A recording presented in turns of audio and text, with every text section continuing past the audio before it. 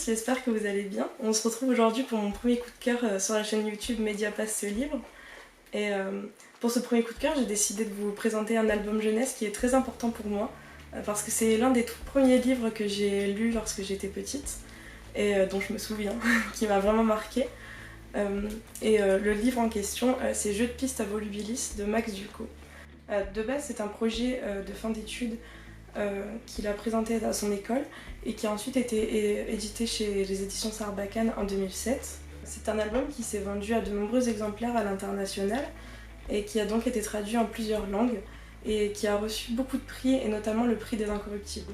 Pour vous parler un peu de l'histoire, cet album se base sur le concept d'une chasse au trésor et tout le long de l'histoire on va suivre cette petite fille qui veut découvrir le secret de sa maison, donc Volubilis. Elle va donc trouver des énigmes dans chacune des pièces de la maison et le lecteur va pouvoir réfléchir à ces énigmes en même temps qu'elle. Donc l'album possède un peu le même schéma pour toutes les pages. On a notamment des illustrations qui peuvent bouger de place évidemment, qui sont accompagnées d'un petit texte et d'un zoom sur l'élément qui a été trouvé dans la pièce concernée. Et il arrive aussi d'avoir une phrase en rouge qui donne des indices sur les éléments qu'on va trouver dans la page suivante.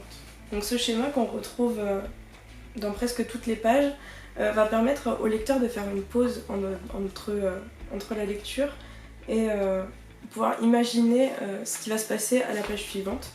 Je pense que c'est super important pour l'imagination, pour développer l'imagination des enfants. Personnellement, je trouve que c'est un album qui se lit aussi en étant adulte parce qu'on peut avoir une autre vision des choses. Il y a énormément de détails dans les illustrations et je trouve personnellement que c'est des détails très importants à analyser parce qu'on y voit les références qu'utilise l'auteur. Il faut notamment savoir que l'auteur s'est confié dans une interview où il a dit que cette maison était la maison de ses rêves. Et je pense qu'il s'inspire beaucoup du métier de ses parents parce que son père est architecte et sa mère antiquaire. Donc on retrouve le mobilier qui peut notamment être une référence au métier de sa mère, mais aussi des références au métier de son père, avec par exemple ici un magazine sur l'architecture où il y a aussi une carte qu'on retrouve juste ici.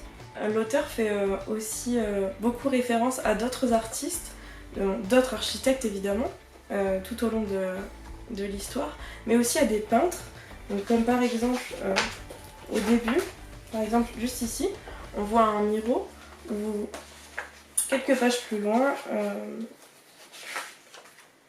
juste là, on voit un Mondrian, qu'on retrouve 2 pages plus loin normalement, juste ici. C'est des détails très importants parce que c'est des choses qu'on retrouve notamment dans ses autres œuvres, ça l'accompagne dans tout ce qu'il fait. Il fait aussi des références à des œuvres littéraires. Alors je vais essayer de pas aller trop loin pour pas vous divulguer la fin, mais par exemple juste ici on voit la petite fille chercher quelque chose dans les herbes et dans les hautes herbes et juste à la page suivante elle trouve une petite porte avec une serrure qui pourrait nous faire penser à Alice au pays des merveilles. C'est très important de faire attention aux illustrations et notamment à la taille de celle-ci. Parce que comme vous voyez, par exemple, là il y a un enchaînement, on voit qu'il y a l'illustration est en pleine page, et puis plus on avance et plus celle-ci se rétrécit. Et ça c'est un procédé qui est beaucoup utilisé en littérature de jeunesse pour entrer dans l'imagination du personnage principal. C'est notamment utilisé dans Max et les Maximonstres de Maurice Sendak. Il faut aussi faire très attention à la forme des illustrations, parce que comme vous le voyez par exemple ici, l'illustration est rectangulaire mais allongée, ce qui nous rappelle la forme du tunnel.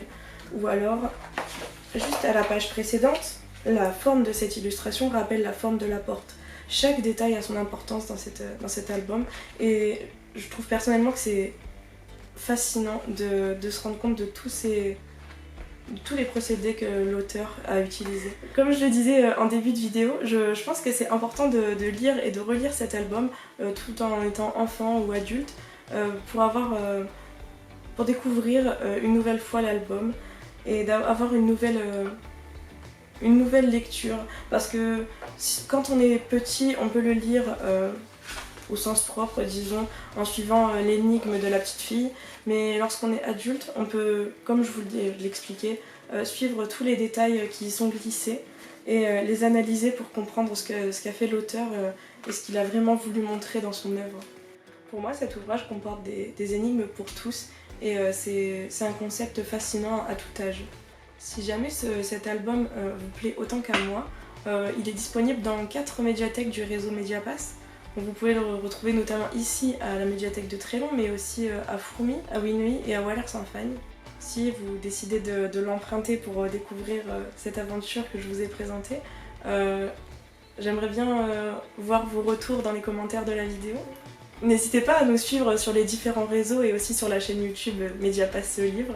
Et à bientôt pour de nouvelles aventures.